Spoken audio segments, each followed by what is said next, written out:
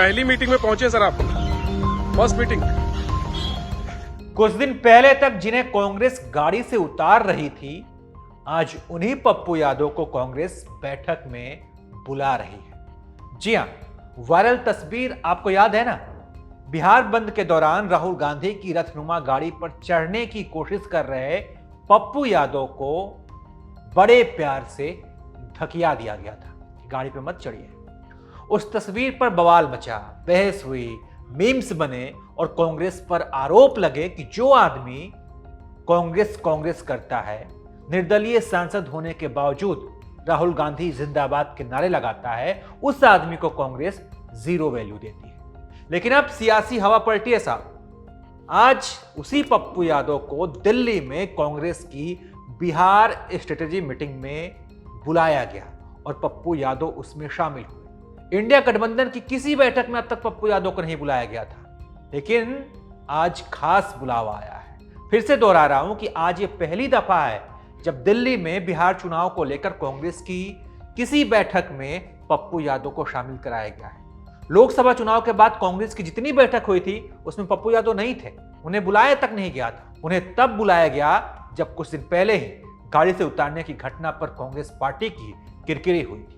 और अब सियासी हलकों में इस बात की चर्चा हो रही है कि कांग्रेस उस घटना के बाद से पप्पू यादव को बुलाकर उस चर्चा को ठंडा करना चाहती है। इससे पहले लगातार कांग्रेस की तरफ से पप्पू यादव की अनदेखी की गई थी, लेकिन अब शायद पप्पू यादव उस वाक्य पर, वो जो विवाद हुआ था, जिस पर बवाल मचा था, उस पर मिट्टी डालना चाहती है। वो ये भी समझ गई होगी कि शायद पप्पू यादव को नजरअंदाज करना बिहार में उन पर भारी पड़ सकता है।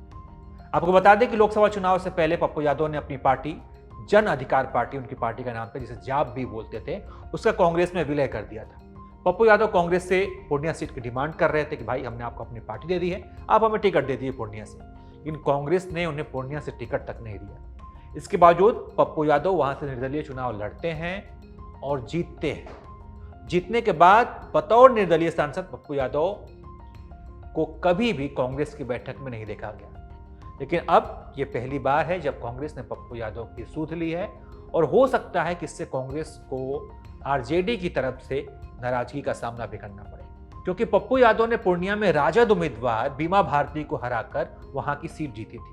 ऐसे में तेजस्वी यादव या राजद का कोई भी बड़ा नेता कांग्रेस को आंख दिखा सकता है कि आप उसका साथ दे रहे हैं जिसने हमें चुनाव हराया।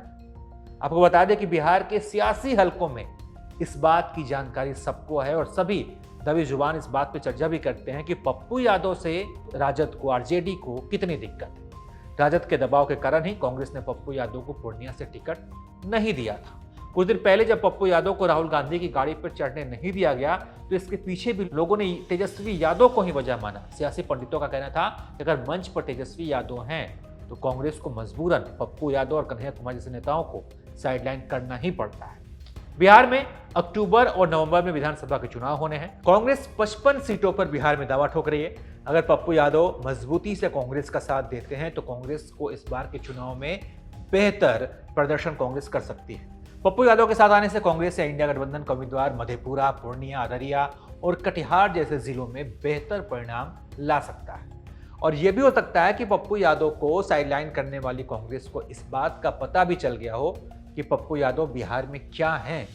हो सकता है कि पॉलिटिकल बेनिफिट को देखते हुए पप्पू यादव को बैठक में बुलाया गया है, लेकिन कांग्रेस पप्पू यादव के साथ इस रिश्ते को कितना आगे ले जाती है ये देखना होगा, क्योंकि जाहिर है कि पप्पू यादव जब आज की बैठक में शामिल हुए हैं तो इंडिया गठबंधन के कई नेताओं के पेट में दर्द हो रहा होगा, बिहार कांग्रेस के कई नेताओं के पेट में दर्द हो रहा होगा, और अब कांग्रेस उन नेताओं के दर्द को दबाने के लिए क्या करेगी ये देखने वाली बात होगी। बहरहाल आप इस पर क्या सोचते हैं?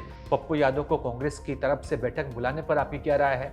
क्या आने वाले समय में कांग्रेस ऐसे ही पप्पू यादव को तरजीह देती रहेगी? आपको क्या लगता है? अपनी राय कमेंट कर बताइए और देखते रहिए आप एबीपी लाइव।